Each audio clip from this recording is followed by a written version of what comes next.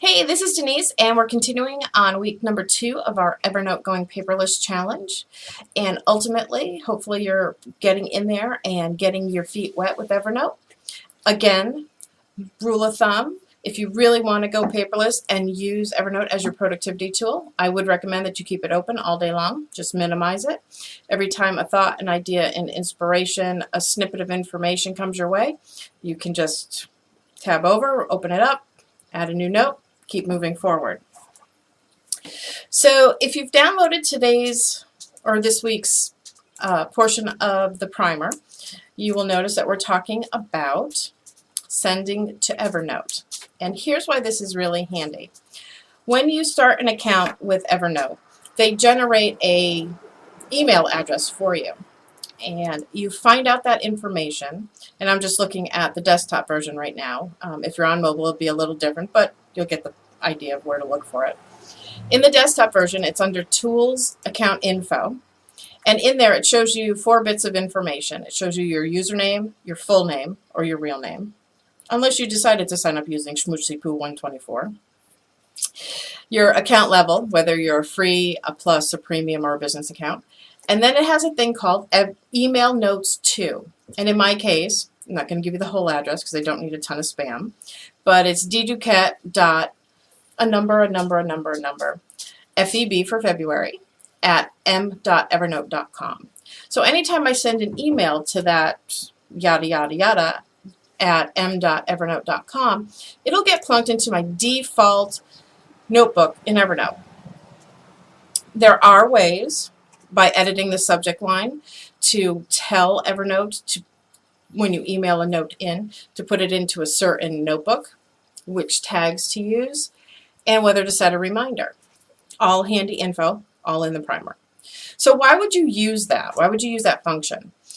There are a lot of different reasons, and keep in mind, as we've talked in the Hangout, and we will continue to talk about in our Hangouts, Teresa and I use Evernote very drastically differently.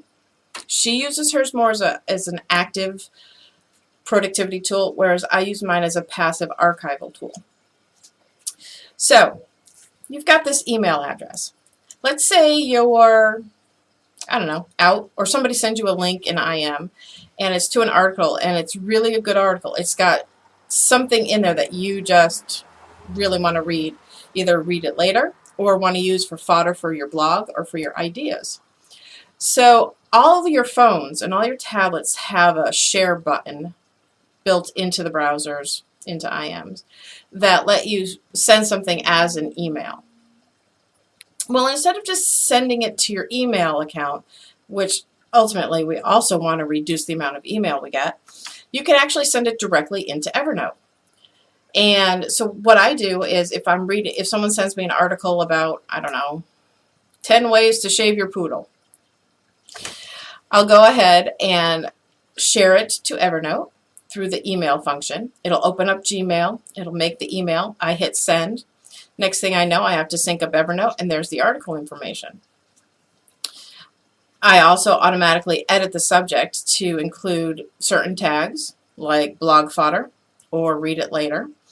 And then I can go through all my read it laters, go through them, read them at my leisure, read them when I'm not standing in my office, and then go about, delete them and continue on my digital detoxification. Let's see, another good example. If you have your clients, don't like to say trained well, but if you have a good understanding of your clients and you can work out a good system, one thing that you can do is have automatically generated reports come to you to that email address, that special Evernote email address, and automatically go into the right notebook, the right tags, and all of that. So if you're collecting like statistical information, like an analytics report,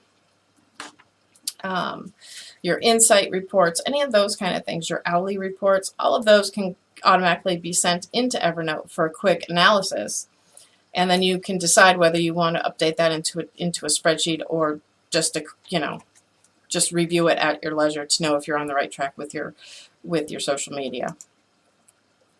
A couple other things: you can set your Evernote email address. That is also in the primer. I think I've done that twice because the first time I was playing around. I think the second time I just did it to make sure it still worked, that you could do it. Next, we're going to talk briefly about searching. Evernote gives you a tremendous number of ways to search. Not only can you search just by the word, but let's say you have a pretty common word, like, I wrote a blog piece about leadership. So obviously you're going to type in your search criteria, blog leadership. But that could be like, in my case, hundreds of blog posts. So one of the features you can do is not only can you search just by the keywords, you can also search with wildcards, which are the asterisks for you who are familiar from back in the DOS days. You can use the plus sign or the minus sign to include or exclude certain terminology. So let's say you wrote a piece about leadership in your blog. You may want to exclude anything that doesn't have your company name in it. I don't know. There's certain things you can exclude or include. You can search just by a certain notebook. I know I wrote that in my business life notebook, but I can't find it. You can search for those parameters only within that notebook. You can search only via tag. You can combine them, so you can search for a note about blogging and leadership in my business life notebook with the tags blog fodder. So you can combine all of those elements in the search bar. You can also, just like Windows search, you can search by the date it was created, the date it was modified. You can do like create a date -1 or -1, so it's like the items you created in the last day or the last 30 days. You can also do, and I use this one a little bit more liberally, you can search by the notes that are encrypted. I don't have a lot of encrypted notes, but I always err on the side of caution. The info that I have in there is not super sensitive, but it would be things like the frequent flyer account numbers for not just my family, but for clients and for everything. And I can never remember if it's under the note title travel info, travel accounts, account info. But I always tried not to have really obvious names that if someone really wanted to get their hands on my sensitive information would be like, ooh, account numbers, totally need to score that. So I never have the name of the note right, is the bottom line. But I do encrypt the bulk of the frequent flyer accounts or the car rental accounts or any of that kind of information. So I can actually do a search and look for just the notes that have encrypted text. Makes my life a lot easier. If you are using your mobile device to send info to Evernote, you can search by notes created on your mobile device. Could be handy. Might be handy. As well as the source being sent to Evernote. So if you are sending a bulk of information over, it went to the right notebook or maybe it went to the wrong notebook, you can easily find that information. The next thing I'm going to talk about really quick are a couple of add-ons. We're going to talk about actually just 3 add-ons. The first one is probably my favorite one. It's the Evernote Web Clipper, and that is an add-on that you add to your browser, whether it's Chrome, Firefox. I'm pretty sure they have it for Internet Explorer. They do not have it for Opera as far as I recall. And because Evernote is very Mac friendly, I'm sure they have something for Safari and Mac browsers as well. Basically, it puts a little elephant trunk icon on the line that your address bar is on. And you're reading an article. It's really great. It has great information. Or it has a really fabulous recipe that you have to try. But not tonight, So what you do is you hit that web clipper icon, and it'll create a new note that'll go right to Evernote. It gives you a few different options. It gives you the option to save the whole page. Now, if you're on like a traditional recipe site, there's header ads and links and sidebars and all that kind of stuff. You may not want that. They also have the option of saving the simplified article, which is really the article itself. And sometimes it doesn't even include the images. So if the images are not that important, that's a great option. It also removes a lot of the CSS that is in there, whether it's on, whether it's a site done in HTML or WordPress or Joomla or Drupal. So if you go that option, just know that it may not look as cool or as pretty. It may have, basic Times New Roman fonts, that kind of thing. You also have the option of saving the full page. And if you have your browser page actually maximized to your screen, it'll be like way wide. It'll be very big. You can also save just the bookmark, and that will give you a little snippet of information. It would be very similar to what you see when you share a link on Facebook or Google+. You get that little preview thumbnail and then a short little blip. That's what you would get with that. And it also lets you do just a simple screenshot. So let's say you're looking at an infographic. You don't need the whole infographic. You only need one chunk of that.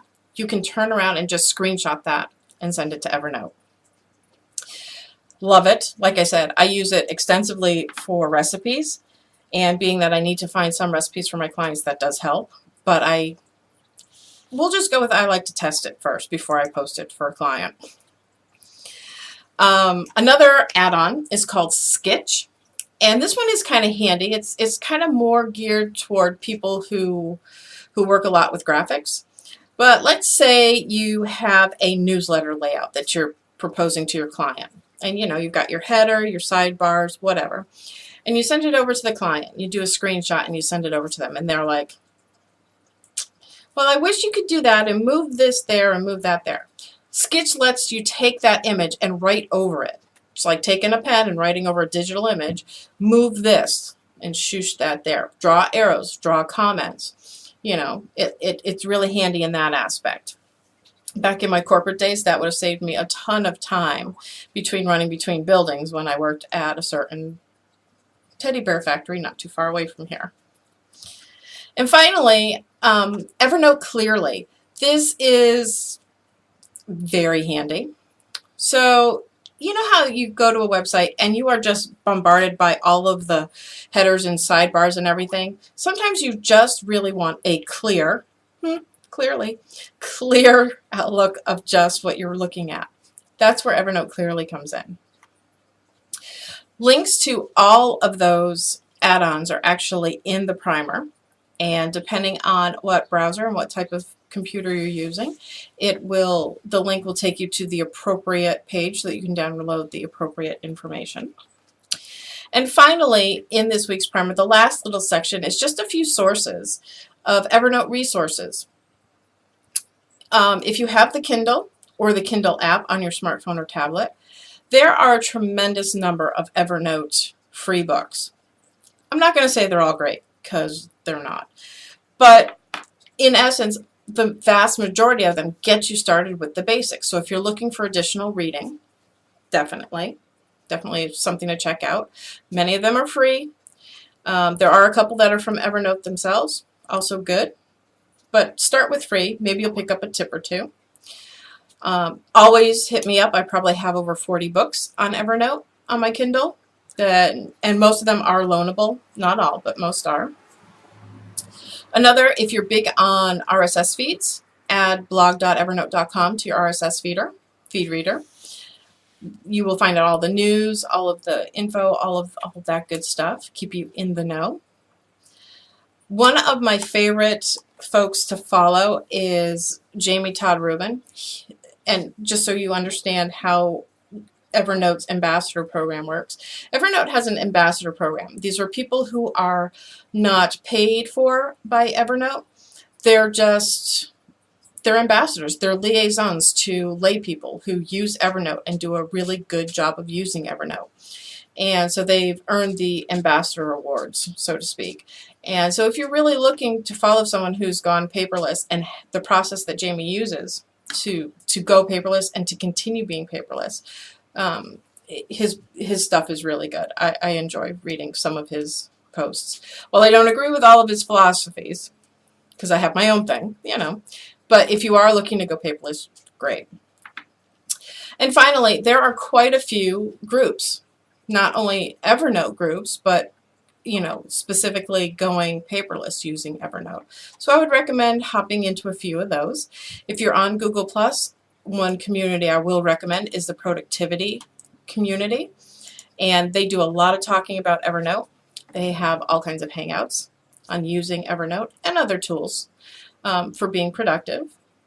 Just about a week ago, there was a big Evernote productivity conference in Washington, D.C. I was really sad that I couldn't make it, but my travel budget was kind of blown for the month of May. But maybe next year. So, Thursday, hangout, be there. Bring your questions, bring your issues. Tell me what's working, what's not working, all of that good stuff. And we'll see you next week. Have a good one.